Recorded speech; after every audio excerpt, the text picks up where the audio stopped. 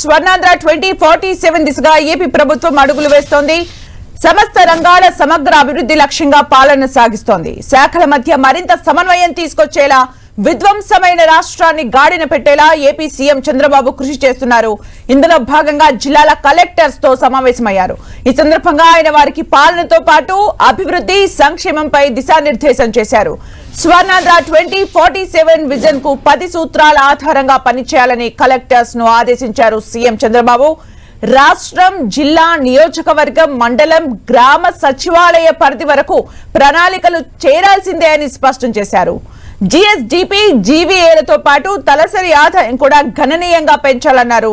వచ్చే ఏడాదికి 15% plus GSDP సాధించేలా కలెక్టర్లు కృషి చేయాలన్నారు. వ్యవసాయం, పరిశ్రమలు, ఫుడ్ ప్రాసెసింగ్ తదితర అంశాలపై ప్రత్యేక దృష్టి పెట్టాలని కలెక్టర్స్ ను ఆదేశించారు సీఎం చంద్రబాబు. గత 5 ఏళ్ల పాలనలో విధ్వంసమైన రాష్ట్రాన్ని గాడిన పెట్టి పునర్నిర్మిస్తామని అన్నారు. ప్రజలకు ఎన్నికల్లో ఇచ్చిన ప్రతి హామీని నెరవేర్చేందుకు కృషి చేస్తామన్నారు.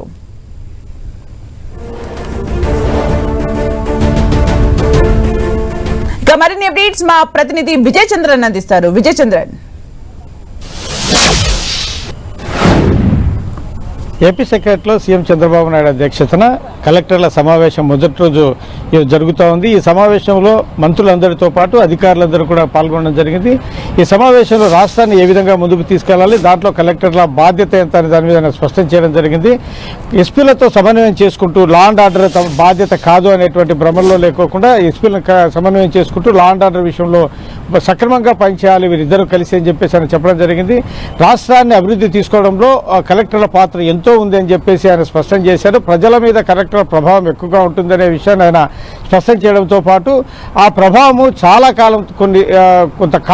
కాలం పాటు ఉంటుందనే విషయాన్ని ఆయన స్పష్టం చేయడం జరిగింది. ఇక్కడ 5th బ్లాక్లో ఈ కలెక్టర్ల సమావేశం జరుగుతూ ఉంది. ఈ సమావేశంలో ఈ ప్రజల సంక్షేమంతో పాటు ఏ అంశాలను ప్రభుత్వం అమలు చేస్తూ ఉంది, ఏ అంశాలను టార్గెట్గా పెట్టుకుందనే విషయాన్ని స్పష్టం చేయడం జరిగింది. మెగా డిఎస్సికి సంబంధించిన నోటిఫికేషన్ విషయంగా కూడా ఆయన ఈ సందర్భంగా చెప్పడం జరిగింది. ఏప్రిల్ మొదటి వారంలోనే ఈ డిఎస్సి నోటిఫికేషన్ విడుదల చేస్తామని చెప్పడం జరిగింది. ఈ మెగా డిఎస్సిని 16,347 మంది టీచర్ పోస్టులు భర్తీ చేసేందుకు దీన్ని వినియోగించుకుంటామని ఆయన చెప్పడంతో పాటు పాఠశాలలు ప్రారంభించే సమయానికి నియామకాలు పూర్తవ్వాలని చెప్పేసి స్పష్టం చేశారు. గతంలో రాష్ట్రంలో ఒకేసారి 1.5 లక్షల టీచర్ ఉద్యోగాలు ఇచ్చినటువంటి గత టీడీపీదేనని 80% ఉపాధ్యాయులను టీడీపీ పాలనలోనే నియామకం జరిగిందనే విషయం చెప్పడం జరిగింది. తర్వాత ఈ స్వర్ణాంధ్ర 2047కి సంబంధించి 10 సూత్రాలు రూపొందించామని చెప్పారు. రాష్ట్రంలో జిల్లా, నియోజకవర్గాల, మండలం, గ్రామ సచివాలయాల పరిధిలో వరకు ప్రణాళిక ఉండాలా అని చెప్పేసి ఆయన కలెక్టర్లకు చెప్పడం జరిగింది. జిల్లాల్లో విజన్ ఎగ్జిక్యూటివ్ చైర్మన్గా కలెక్టర్ ఉంటాడు. నియోజకవర్గాలకు సంబంధించి చైర్మన్లుగా ఎమ్మెల్యే ఉంటారు. రాష్ట్రంలో 55,000 కోట్ల విలువైన రహదారులు పనులు జరుగుతున్నాయి. 2 ఏళ్లలో ఈ ప్రాజెక్టులన్నీ పూర్తి చేయాలా. పర్యావరణం, ఇతర అనుమతులకు కలెక్టర్లు చొరవ చూపాలనేటువంటి విషయాన్ని వారికి గుర్తు చేస్తూ ఆ బాధ్యత కూడా వారి మీదనే వేయడం జరిగింది. ఈ కూటమి అధికారంలోకి వచ్చిన తర్వాత ఈ 9 నెలల్లో ఈ కలెక్టర్లకు సంబంధించినటువంటి ఈ సమావేశం జరపడం అనేది ఇది 3వసారి.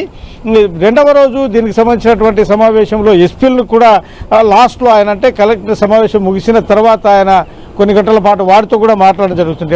కలెక్టర్లు, ఎస్పీలు వీళ్ళందరినీ కలిపి ఆయన సమావేశంతో అయితే దాంట్లో కూడా దీనికి సంబంధించినటువంటి పలు అంశాలు అంటే ఏ విధంగా ఇద్దరు సమన్వయంతో ముందుకు వెళ్ళాలనే విషయాన్ని స్పష్టం చేయడం జరుగుతుంది. రేపు ఈ ఎస్పీలతో సాయంత్రం సమావేశం ఉంటుంది. కలెక్టర్లు, ఎస్పీలు సమన్వయంతో ఏ విధంగా ముందుకు వెళ్ళాలనే దాని మీద కూడాను అవి ఒకవైపు సంక్షేమం, అభివృద్ధి, మరొక వైపు లా అండ్ ఆర్డర్ వీటన్నిటిని కూడా సమన్వయం చేస్తూ రాష్ట్రంలో శాంతి భద్రతలు, అభివృద్ధి ముందుకు తీసుకెళ్లే విషయం మీద వారికి దిశానిర్దేశం చేయడం జరుగుతుంది. Thank you Vijay Chandran for the update.